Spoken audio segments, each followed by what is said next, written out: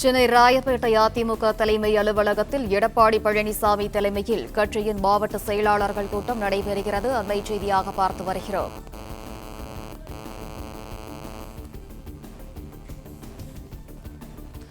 கூடுதல் விவரங்களை வழங்குகிற செய்தியாளர் பிரகாஷ். வணக்கம். விவரங்கள்.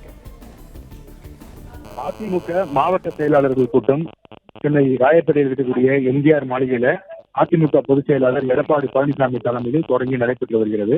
அதிமுக அமைப்பு ரீதியாக செயல்பட்டு வரக்கூடிய 82 மாவட்டங்களைச் சேர்ந்த மாவட்ட செயலாளர்கள் அனைவரும் இந்த கூட்டத்தில் பங்கேற்று இருக்கிறாங்க. குறிப்பாக வர இருக்கக்கூடிய 2026 சட்டப்பேரவை தேர்தலுக்கான ஆயத்த பணிகள் குறித்து இந்த மாவட்ட செயலாளர்கள் கூட்டத்தில் விரிவாக ஆலோசிக்கப்பட இருக்கிறது.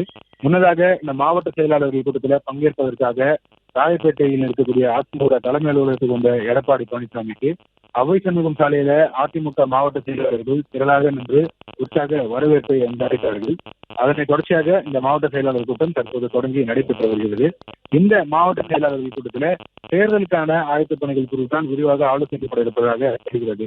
தேர்தலுக்கு தயாராகக்கூடிய வகையில கடந்த 15ஆம் தேதியிலிருந்து அதிமுக சார்பில் மனுக்கள் விநியோகித்து வருகிறது. கிட்டத்தட்ட 10,000க்கும் மேற்பட்டவர்கள் அதிமுக சார்பில் போட்டியிட விருப்பம் தெரிவித்து இந்த விருப்ப மனுக்களை சமர்ப்பித்திருக்கிறாங்க.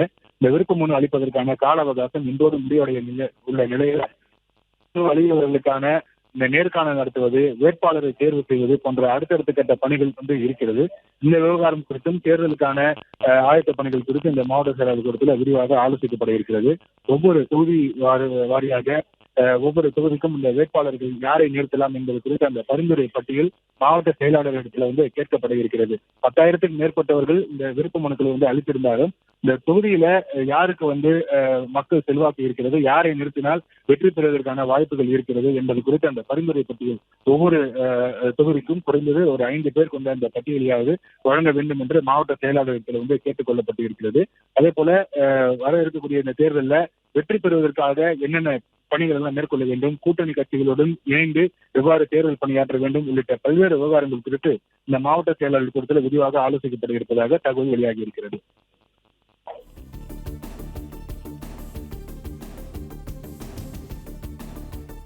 பிளே ஸ்டோர் மற்றும் ஆப் ஸ்டோரில் இருந்து பாலிமர் செயலியை QR கோடு மூலம் பதிவிறக்கம் செய்யுங்கள். செய்திகளை உடனுக்குடன் பெறுங்கள்.